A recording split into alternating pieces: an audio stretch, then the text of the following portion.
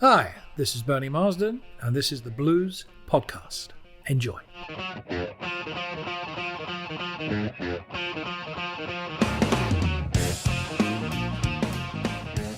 Hello and welcome to the Blues Podcast. It's me, Big Boy Bloater here, and I'm very happy to say I've got an absolute legend with me here on the sofa today. And I don't use that word lightly.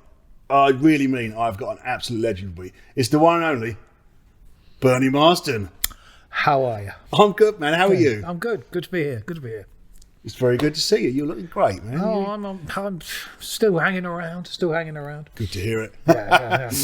Now, listen, we've got all sorts of things to talk about today, and I could probably just sit you there and let you talk for about 3 hours, really, couldn't I? Because you've got so many stories and things, but I want to try and get as much as we can in today, and I wanted to first go right back to the start of your guitar playing days. Do you remember getting your first guitar?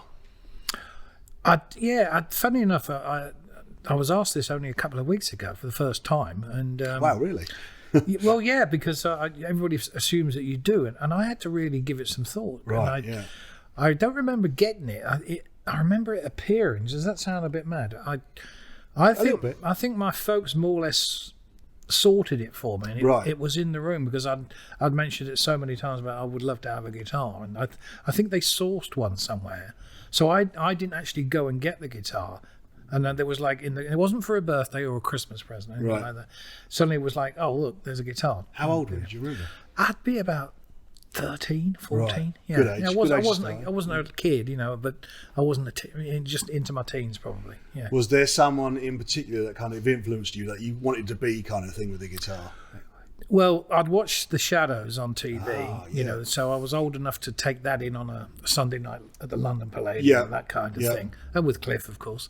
And then I was the right age for the Beatles to become this phenomenon. Yeah. And then to look at that and say, oh, wouldn't it be great to do that, And so I guess that was my real first influences. And then I found through that, I had people around me, especially an older member of the family who was well into Muddy Waters and stuff. Right. So by the time I was about 15, and I was learning my Jerry and the Pacemakers licks and searchers and stuff, and I could play okay. I wasn't very good, but I could play them. And he kind of said to me, well, get rid of those records and learn this. And he gave me a Howlin' Wolf album. Wow. A Sonny Boy Williamson album. That must have blown your mind slightly. And right?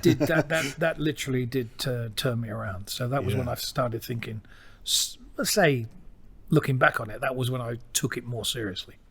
What do you think it was about those blues records that kind of captured your imagination down there in Buckinghamshire? Well, that's it. You're dead on. It must have been the voices, right? That especially with the Wolf, And I remember the flipping over Smokestack Lightning because I got a copy of that and saved up my pocket money and stuff. And this wonderful Going Down Slow was on the other side, and there was a guitar player locally to me who knew about it, and they said, "Listen to this when he's bending the strings." And I had no idea what he was talking about. Yeah. But this was Hubert Sumlin, of course, and that really did. I thought if I could play some of those things, And from that, somebody said, well, if you like that, you'll like this. And I was aware of Eric Clapton with the Yardbirds. Yeah. And then somebody said, oh, no, he's in John Mayall's Blues Breakers now. And the rest is history, as we all know. As they say. So I got that one, and that was it, really. So I was soaking all that stuff up. And then within that period of time, by the time I was 16, 17, you had Eric, Jimi Hendrix, Jeff Beck. Yeah. It wasn't a bad time to be a beginning guitar player. It's a golden age of guitar. Yeah, really, I think so. Yeah, absolutely. So, I still didn't find out what was the first guitar. Yeah, the first guitar was a Spanish guitar. And, nylon string. Kind of no, it had metal. It had regular strings. It wasn't very good, and past the fifth fret, it was almost impossible to hold. You know. Yeah, I had one exactly the same. We've all had one. And then I learned I could play. I think I started to play along with the theme from Z-Cars or something. Right. Now I was going to ask you what the first tune. Well, it was either Z-Cars or Dixon or Doc Green or something. No, see, I would have put out a few songs that I thought might be Bernie's first. First. But I would have never gone with Z cars. I think it was something like it was one of the two, and I think it might have been. I think Dixon or Doc Green, and there was this da da da da da da da, and it was like moving your fingers around and moving them. Can you still play it now? Well, I probably can't. But have you not ever slid it into a solo sort of halfway through a song? What I did used to sneak in a lot was the theme from Coronation Street. And once I could play, big fan, are you, Bernie? Well, I was not anymore. I've lost it. They've lost it for me now. Right, yeah. But my mother heard me playing Coronation Street when I'll be about 15, and she was most delighted. And that was when I grabbed the opportunity to say, I need an electric guitar. And she said, well, if you can play that. And I said, because this is really, really hard to play. And electric guitars are much easier to play. I wasn't making all this up. I didn't really know. So I did go on and on a bit like that. And I said, I'll save the money up. I'll do what I can do. And then we went to Selmer's, the famous Selmer's. Right, yeah. And I got a Hofner Colorama. Nice. It was 31 guineas, I think, something like that. And what's that real money now? Well, I think a guinea was £1 and a shilling. Right. I think, how old am I? But my dad stood as a guarantor because we put the deposit down, and it was so much a month. Wow. Yeah. So bless my dear dad that he was strong enough to say, yeah, go on then. And I came away with that, and they gave me a strap and a plectrum and a lead and everything to come with it. And I did buy it in Selmer's, and I can still remember that on the wall there were, 335s and Les Pauls and everything going on, Stratocasters, because Selmer's had everything. Right, they were the only people who had American guitars in those days. Yeah. So that was how I started, really. And were you drawn straight to the Hofner? Or was it? The Hofner was. I was drawn to it because it was not that people say, because it was like an SG, and I don't even think I'd seen an SG at that point, but it was in my price range basically. Yeah. I couldn't afford a Hofner very thin, and I couldn't afford a Hofner Galaxy. So the Colorama with 2 pickups and a tremolo arm was like that was a space deal. aged, right? Yeah. As my mother called it, the gear lever. Yeah. I take it you haven't got it anymore. No, I sold it when I bought my first Les Paul SG, and it was going to be my backup guitar. And then when I got to this story is in my book, and I was going to buy this SG Special, and when I got to the shop, half an hour later than arranged, they'd sold it. It was Orange Music in Old Compton Street. And I had a gig that night with no guitar because I'd sold my Stratocaster. And they said, we've got another guitar at the back, but it's another 25 quid, and I didn't have it. So the guy who drove me to London that day, he said, well, I'll buy your Hofner, and I'll give you £15 for it. And I had no choice because I didn't have a guitar to play that night. So he had that, and he'd become a pretty successful builder. And he had that guitar for years, hanging on his wall, saying, "You know that guitar I used to belong to." Did you sign it? No, I tried to buy it back from him, and he wouldn't sell it. He was he was rich enough to say, "No, I don't need your money." Yeah. And I think he did ultimately sell it during the Whitesnake years. I think. Right. Yeah. So it's never to be seen again. But I've got lots of pictures of it. Yeah, I wonder. Maybe it's not around anymore. Who knows? I had it painted like Clapton's. I had it all done with psychedelic. Oh, wow. Yeah, because he had an SG painted like that. I was about as close as I could get then. And playing as well. So out of all the guitars that have come and gone over the years, there must be a lot of guitars, I'm imagining. Yeah. Is there something that you really wish, I really wish I could get that back again one day? Yeah, there's a few. I had a Firebird 5 in a band called Wild Turkey. Oh, yeah. Which was a really good band, and that was I sold that because of financial necessity. Yeah. It's been documented that I had the Keith Richard Les Paul, and everybody likes to say, "Oh, well, you made a big, you're the mug who sold them." Yeah. But I made twice as much money than I paid for on it, and I already had the Beast. Yeah. So I think I paid 400 quid, and the guy, I think it was £350 or something I paid for it, and the guy paid nearly 6.5 for it. So it was, It's a no-brainer at the time, ain't it? Yeah, and those were the days when if you were touring in America, you could buy 3 guitars and you bring 3 guitars back, sell 2 in order to keep 1. The good old days, Yeah. So even though I have quite a lot of guitars still, there are a few. There's a Les Paul Junior I had, which I should have kept, couple of Strats, but there's nothing really that. The one I should regret is the Keith Richard Les Paul, but I've still got the Beast, so say la vie. Yeah. And you can't look back and goes, oh, I should have done this.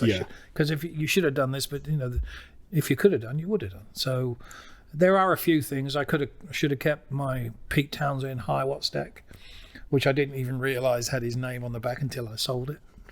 That's how much I took notice of that. But that was when you bought these things for £100. There's not really anything that I can say, could I have that back if I knew where it was? Not really. Yeah. I've got enough to be going on with. Yeah, I was going to say, still got quite a few.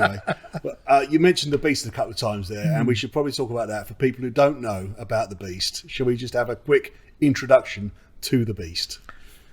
Well, I have a 1959 Gibson Les Paul Standard, which I bought in 1974. And during a Cozy Powell recording session, he christened it the Beast. Now, I did a solo, and he liked the sound. He just said, "Oh, that thing screams like a beast." So it became the Beast. And, right. That's what it's it's more famous than me, really. I was going to say, did you not say to Cozy, hang on a minute, if I put it on the stand there, it's not making a noise now. It's me making that noise. Yeah, I know, but it's a great guitar, and it's become iconic, really. Along with a few other ones, but mainly, I retired it in, I think, 1994, because I was aware of its value and stuff, and with the best will in the world, somebody trips over a cable on stage and bang, it's gone. And I had a wonderful guitar maker called Sid Paul make me a replica, and all shiny new, nothing faded or anything like that.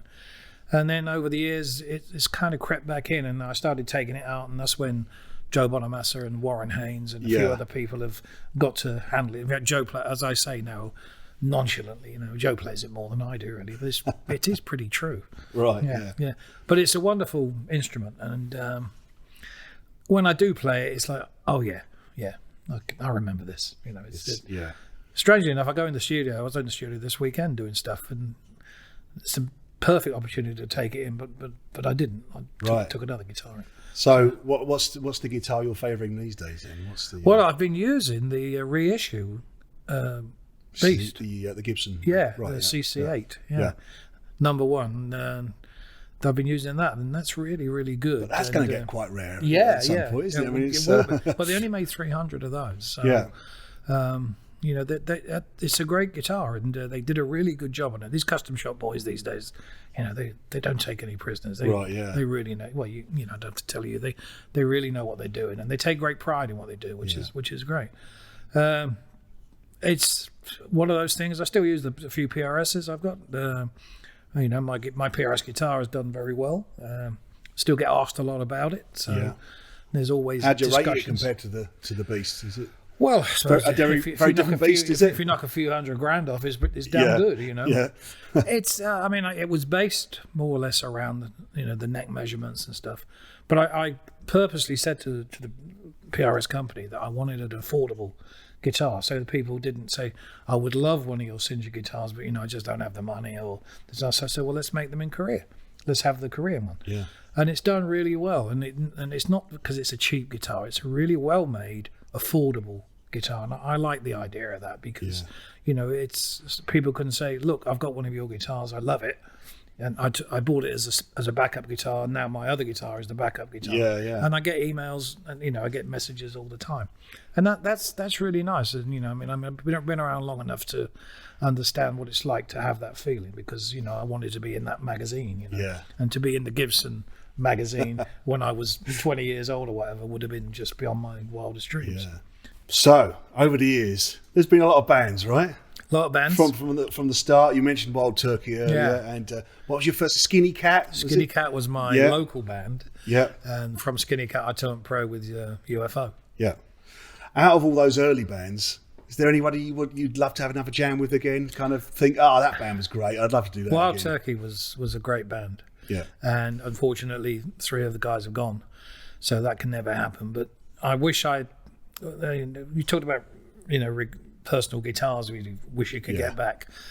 The guitars are always, you can always find a guitar somewhere. It might cost you a lot of money, but you might be lucky and find it. People you can't replace. Absolutely. Yeah. And Wild Turkey was a really good band, and I never got to record anything of note with them because we were a working 7 nights a week band. But it was the band that I should have joined as my first pro band, because I was comfortable, I was happy, I was playing well and beginning to write.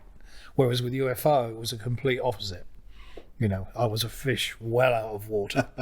And, we didn't get along. That's been documented, and I ended up not turning up at gigs, which was terrible. But I knew Michael Schenker would cover for me because he'd been kind of, the Scorpions used to open up for UFO. Right, yeah. Believe it or not. And I just couldn't take it anymore. I didn't want to be 22 years old with having a nervous breakdown. I knew it wasn't going to be like the cover of a Beatles EP, all jumping in the air and everybody happy all the time. But I didn't think within a few weeks or months of being a pro, I'd be dreading the gig. Right. And that's how I felt. Yeah. And it sounds really dramatic now. And, in the book, I go into great detail about it. But looking back now, was it so bad? Probably not. But right, yeah.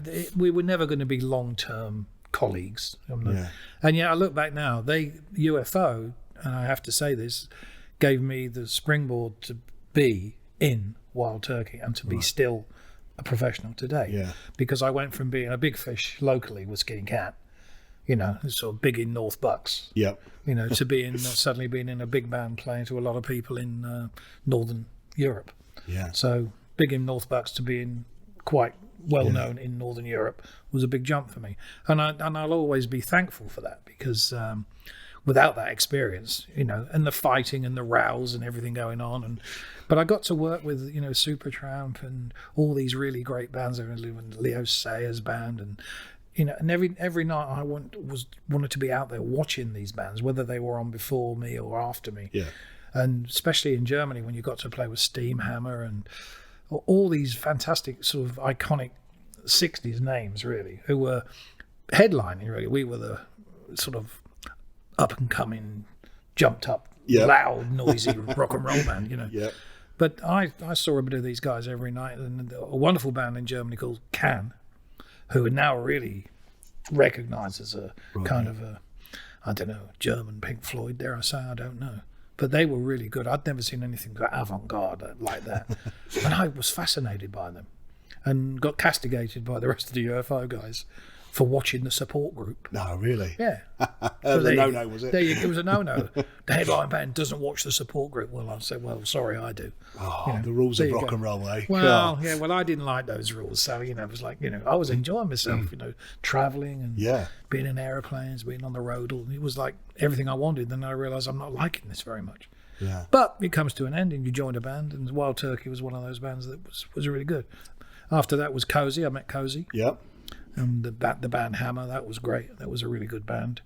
And Babe Ruth after that. Babe Ruth, Paice, Ashton, Lord. Yep.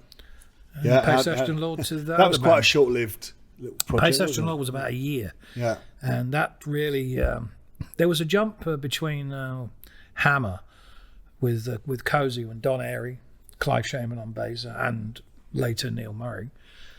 And the musicianship level was very, very high. Right. Because Cozy was very demanding. Yeah. Great player. But, come on, get on with it. Great attitude. And then when I went in, that fell apart because he had a hit and we thought we were going to make an album. And a guy called Mickey Most, it was kind of like the Simon Cowell of his time. Yeah. He came to see it. We were playing in, I think it was Dunstable, at the California Ballroom. And he came to see us and to discuss the album. We're all looking forward to it. And he came in and said, I'm not producing you guys, he said, because basically you know what you're doing. And I don't work like that in the studio. I like to tell people what to do. Yeah. So the band fell apart like on the Monday after the Saturday. And then I got the gig with, was it Babe Ruth after that? Right. Yeah. From Babe Ruth, who were a good band, good working band, but there was no Cozy Powell or Don Airey in that band. Yeah. So getting the gig with John Lord and Ian Paice, I went back up another couple of levels and decided that was the level I wanted to stay at, And how was it when, do you remember like getting a phone call from those guys or? Well, Cozy had set me up for an audition and I didn't know, obviously there was no mobile phones in those days. I think I'd been in Sweden with Babe Ruth and he rang me up and said, how did you get on with John Lord? And I said, what are we talking about? He said, I put your name in the frame for his new band. And I said, I don't know. So he said, and he was really quite angry. And he said, ring this number now. So this woman answered the phone and she said, oh, well, you do exist. We've been trying to find you for 2 weeks. Really? And that night I went to Manticore, which was Emerson, Lake and Palmer's studio. And I auditioned that night for Paice, Ashton and Lord. And I got the gig that night. Right. And there was really, it was an audition, but it was a jam really. Right. But I was going to say, how do you walk into a room full of guys like that? Because arrogance, I suppose. Right. Confidence, arrogance. Yeah, is there a difference? I mean, I went along because it was Deep Purple. I thought, why am I going? I don't know anything about Deep Purple. I mean, I knew, as I said it famously now at the audition, John said to me, do you know any Deep Purple music? And I said, no, not really, John, no. I didn't know that was exactly what they wanted. Right. Because they'd had 55 Ritchie Blackmore clones. Right. And I didn't know anything about Deep Purple because I'd always listened to Peter Green. That's all I ever bothered about. And I said, I only know Dance on the Water. And John looked at me with that great look in his eye and said, I think you mean Smoke on the Water. And I said, yeah, that's the one. I said, but I only know the riff that everybody plays in guitar shops. Yeah. And he cracked up. And after that, we went and played a couple of other things. And we didn't do Smoke on the Water. And Tony Ashton came over, who was just so lovely. And he said, have they got your number? And I said, yeah, I think so. He said, good. He said, you'll get the gig. The funny thing that happened before was there was a pal of mine in the holding area. There was about another 10 guitar players who had slotted in for that night. Yeah. So they put me in at 8 o'clock or something. And when I walked in and I had the bass for me, and I walked in and there was 5 or 6 still people waiting. And this fella, Scottish fella, said, oh, gentlemen, he said, do you know this man? And they all went, no. He said, oh, this is Bernie Marsden. He plays with so-and-so, so-and-so. And he'll be the man getting this gig tonight, so you may as well leave. And half of them did. Wow. They just picked their guitars up and left the room. And I did get the gig, so he was right. And it was kind of strange because I felt, but it was like, I just kind of laughed it off at the time. But when I look back on it now, it was a very odd thing to do. Yeah. But getting the gig with them was great. But then it was all singing, all dancing, all through the music magazines and in the radio stuff, new supergroup, Deep Purple, because they were so big. I didn't know how big they were. I had no idea. I mean, I knew they were a big Was that band. in some ways a good thing, though? I think it was, If I'd have been searching for the gig and desperate for it, then I probably wouldn't have got it. Right. But they wanted somebody who could sing and play, and most importantly, write. Right. And so when I did the Paice, Ashton Lord album, which we went off to Munich and recorded, that's when I first met David Coverdale. He came to see John and Ian in the studio. He lived about 50 miles from Munich. And when the album came out, and by the time the album came out, the band had almost finished. Yeah. We only did 5 gigs. And he said, I like the way you play. He said, you're like a session guy. And I said, well, I do on that album, yeah. So when I played, we had the first run through for what turned out to be Whitesnake. I was playing with a bass player and drummer and with Mick Moody. And of course we were giving it large with the guitars. And at the end of this jam with these very kind of iffy bass player and drummer, there was this applause from the back of the room, and it was Coverdale. Wow. And he took me to one, he said, I had no idea you played like that. I went, really? I said, well, I've been in a couple of bands. Yeah. He said, I just based everything I thought about you on the PAL album. And I said, oh no. I said, that was me being very controlled, really, yeah. Self-controlled, really. Yeah. So that was the beginning of Whitesnake. So we've jumped rather forward, really. So, now you mentioned it, we probably should talk about Whitesnake just a little bit, maybe. It's quite a big part of your life, I guess, wasn't it? No, I guess, yeah. Somewhat. Yeah.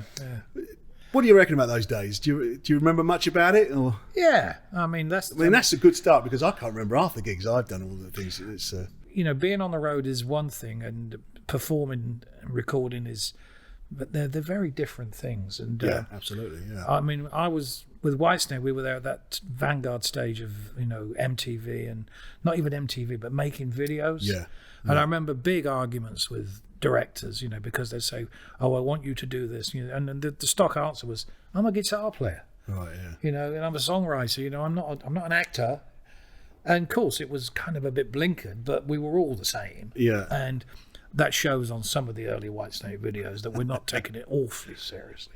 But it was hard because there wasn't much that went before, was there? So no, not really. You either and then when you did your TV shows, one of them, I remember we did the thing in Germany, and the show was translated and it was called Cooking with Harry. And we're unplugging the first album or something, and it was the Bake Off, right? But then with this English guy I think he was making pancakes or something, and we had to stand around waiting, to play the single from EMI Germany. Yeah, that's kind of weird, right? Kind of weird. Yeah, I mean that'll be out there somewhere, won't it? Probably, yeah. There's other ones. There's one that came up recently. And the audience all have their back to us while we're doing, Time Is Right for Love or something. But the audience all has their back to us. And we're all thinking, you can see we're all going, what's the point of being here? Yeah. That's because we're there because EMI have said, go to Germany, you're doing a TV show. I got into terrible trouble after Whitesnake. I had a band called Alaska for, all of about 20 minutes. And we did a TV show, a lunchtime thing, with... Sade, yeah, with that great record of hers, and she was really cool. But oh, you're English? Oh, yeah, we flew in yesterday on that, and I thought her name was Sandy, and I kept calling her Sandy, and she was getting more and more annoyed. Really, rightly so, And I watched the run through, and she was singing live, and she had a great. And I was going, oh, Sandy, you're really good. And then she kept saying, Sade. Yes, all right, Sandy. And afterwards somebody said to me, her name is Sade. I didn't know, and just stuff like that. So she didn't call you Barry or anything, just to get you back she didn't give a monkey who I was. It didn't matter at all. But things like that you remember, Yeah. That's not in the book, actually. Yeah, I bet you won't forget that ever, right? Yeah, she won't. Yeah, she did all right then. Yeah. Who was that guy who kept calling me Sandy? Yeah. Sorry. Yeah. Yeah, there, folks. There's the apology, the official apology. All these years later. Yeah. So go back to Whitesnake and let's talk a little bit about the song. Here I Go? Yeah, Here I Go. Do you remember writing that? I do remember, yeah. I was in the house before the one I live in now, and I had this idea for a song, and I kept knocking it around myself, and then I finally took it to the Clearwell Castle when we were doing Saints and Sinners, and it was the last thing we recorded. I played it to David, and the second verse was the first verse, and he said, oh, we'll go away. He would always say, oh, I really like that, and then he would go away and do the lyrics. Right, yeah. But he kept some of the lyrics, and I had the Here I Go Again, and then the chorus. I said we go from the major to the minor, and so it's positive and stuff. Yeah. Anyway, he came back with another set of lyrics using some of the bits, and I think we knew that we'd recorded something pretty good, and it did well originally. Because that was 82, was it? 82, yeah. I think it was. I don't know, it was top 10. It's certainly top 20. Right. I think it was me, John Lord, Ian, and Neil in the studio. I mean, I did the arpeggio. There's a guitar harmony solo. That's definitely, I did both those. And not at the same time, though. Not at the same time. No, not that good. No, only Jeff Whitehall could do that. Yeah, he did the Bad Company harmony one. Yeah. He did that just at the same time. Wow. He could still do it as well. Wow. Anyway, I digress. So we wrote the song, and we knew it was pretty good, and straight away they said that would be a single. But by the time the record came out, the band had broken up. Right, yeah.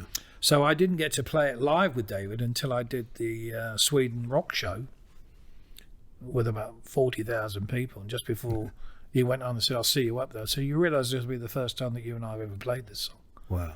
And it freaked him out a bit. That's kind of weird, isn't it? Because it's such a well-known song. Yeah, and it's been in everybody's consciousness for so long, kind of thing. When they re-recorded it, obviously, I got all the calls about, it was early days of MTV. All the calls I got at the time, a song of yours, I said, yeah, they've redone it. I said, oh, really? I haven't heard it. But they kept talking about, you should see the video. You should see this. You should see this woman. You should. Nobody was talking about you should hear it. Nobody was saying this. And then when I did see it, with Tawny slithering around on the top of a Jaguar with this great sounding record, I went, oh yeah, now I get it. And then it started to go up the American charts. And how did you feel when the song was re-recorded and you weren't part of it? Then it was. Oh, I had no issues with it at all. Right. I mean, I've always been. I used to get ridiculed by David for listening to people like Toto, and he'd say, "What are you listening to that pop shit for?" And I said, "Because it's really good. I think it's great stuff." Yeah. Foreigner, anything melodic, Yeah. So he would castigate me sometimes for listening. He would say, "Oh, you listen to that pop shit again," And that's right, because it's. I thought you was a howling wolf man. I said, "Well, there's room for everything." Yeah, absolutely. Yeah. And he would then go into this other thing and do his own thing over there.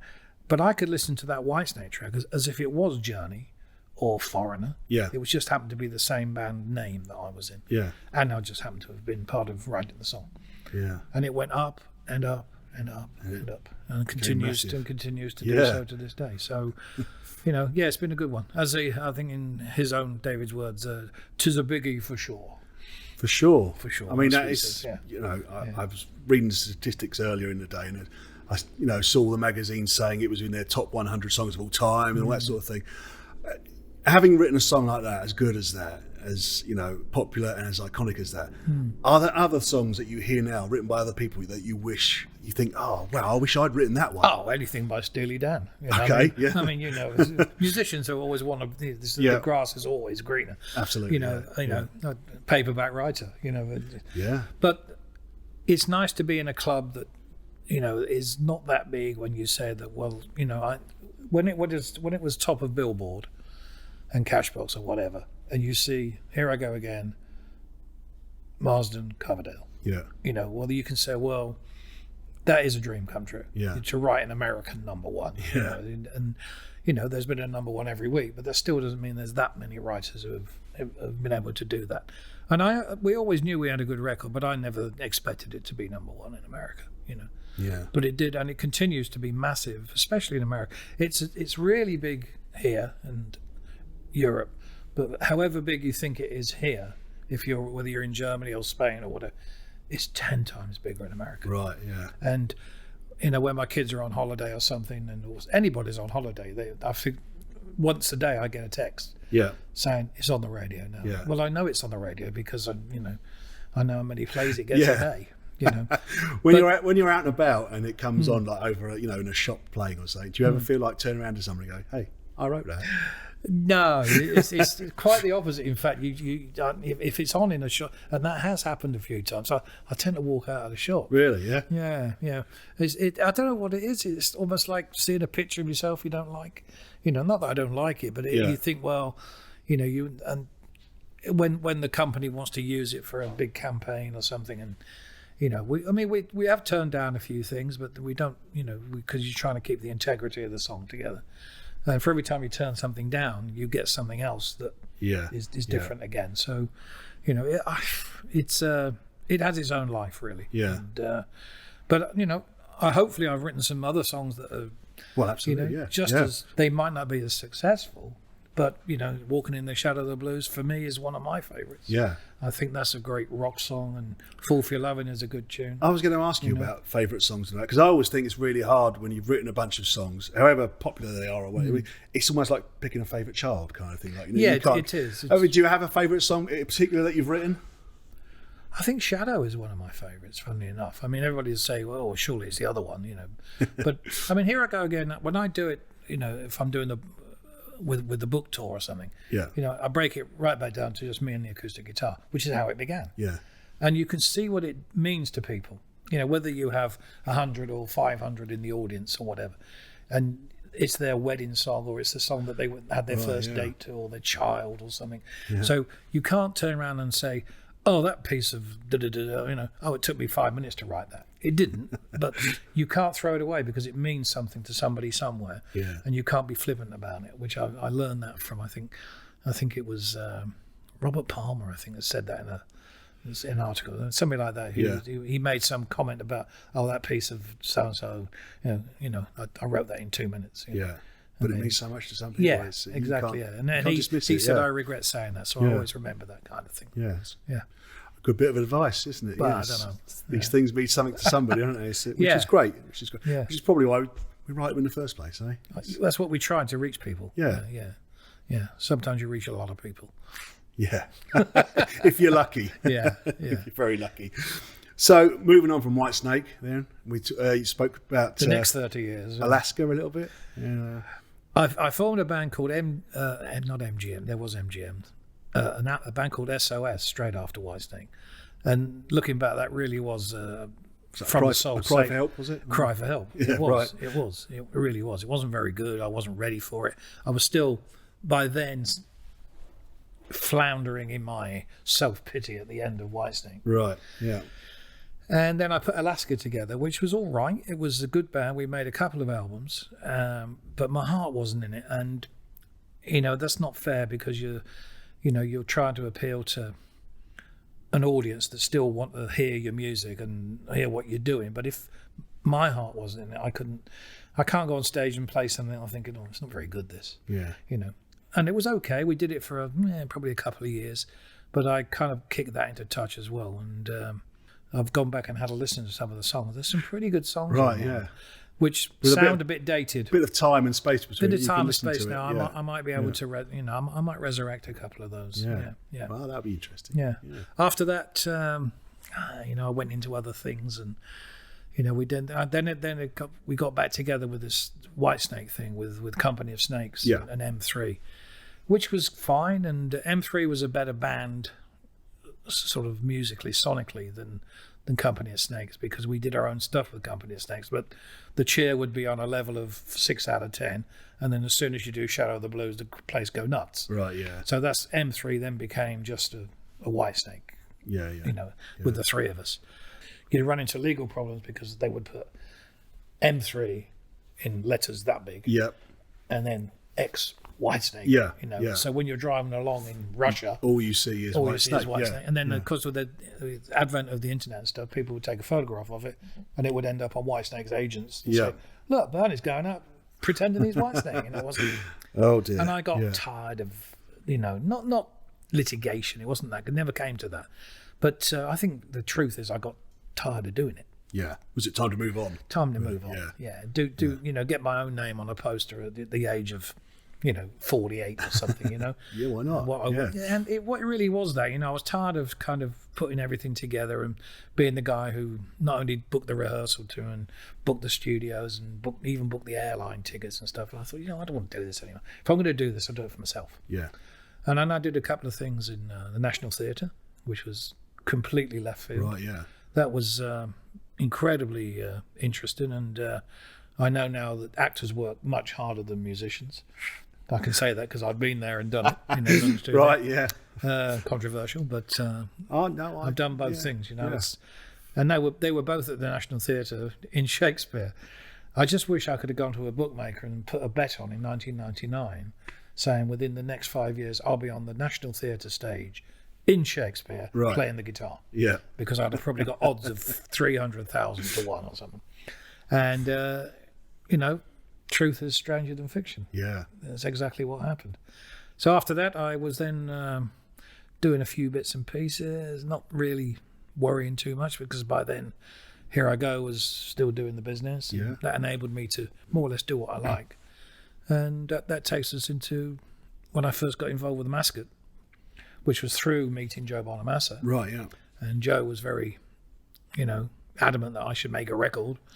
And then he said, I said, well, if I make a record, you're going to play on it? He went, yeah, sure. And we did Shine, which has been great for me. And that's when I first 5 years met you, ago. actually.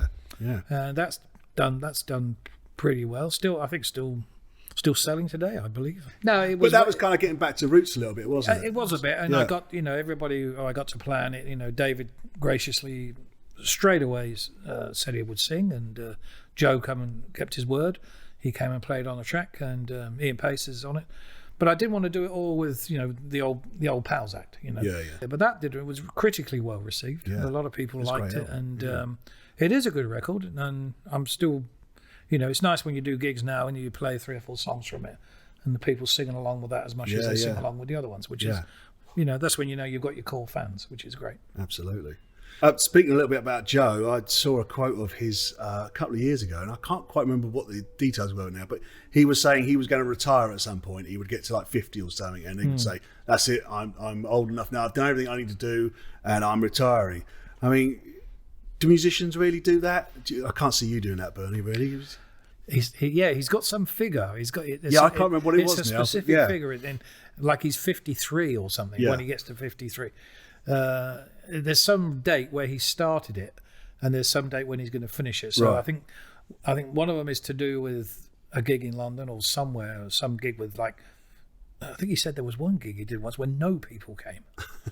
We've all had those. Yeah, and he went back there when to do it again. And I think he's going to tie up some date like that when he's 53 and a half or something. And he said that will be it. Whether he does or not, let's wait and see. He loves playing too much. Well, yeah. You can't go from always on the road to not playing, can you? What if you've retired and you wake up one morning and you've got the best song in the world that anybody's ever written, but you've retired? Yeah. What are you going to do? Oh. Come out of retirement. He's always asking me stuff about the older. What was it like to see Peter Green? And it was great, because he can't do that because he's too young. So Joe would ask me stuff, so you saw Jimi Hendrix? I'd say, yeah, I did. And I saw the Cream when I was 16. Saw Derek and the Dominoes. And his eyes just go. And it's great because his enthusiasm is. Yeah, but for me as well, that is sort of the golden age of rock, really. I think so. I don't think it'll ever happen again. To be able to. I always say to people, you get the Melody Maker on a Thursday, and we decide who we go and see over the weekend. Yeah. And it'll be like, well, we'll see Jeff Beck on Friday, Jimi Hendrix Saturday. And say Clapton on Sunday. Bought for choice, yeah. And then you go, can we go and see Peter Green on Sunday? We saw Clapton 2 weeks ago, kind of. And it was that kind of choice, all for like 7 and 6. Anyway, do you know what that is? Mind-blowing. Do you know what that is? 7 and 6. That's not a lot. That's not a lot. Yeah. Let's just quickly talk a little bit about because saying that's the golden age of rock. Do you think the way the music scene's changing now, rock is kind of like it's had its passage in time, and now it's maybe moving on to some other sort of form of popular music now? Do you know, my honest answer to that is I don't really know, because I hear the radio. I listen to the radio quite a bit. I've got 2 daughters. One's only 26, and she's forever playing me stuff and say, Dad, check this out. She's also checking out the Grateful Dead and Moby Grape from my record collection. So, it works both ways. I think the golden age is, I think it speaks for itself. When you just, go, Beck, Page, Clapton, Green, Hendrix, it can't get any better. And yet you go into the modern section and you've got other players who are not expressing themselves that way, but they'll, whether it's Blur or whether it's Oasis, it's still people expressing their musical talents. And I think there's a lot of mileage in that. I mean, I saw Oasis a couple of times.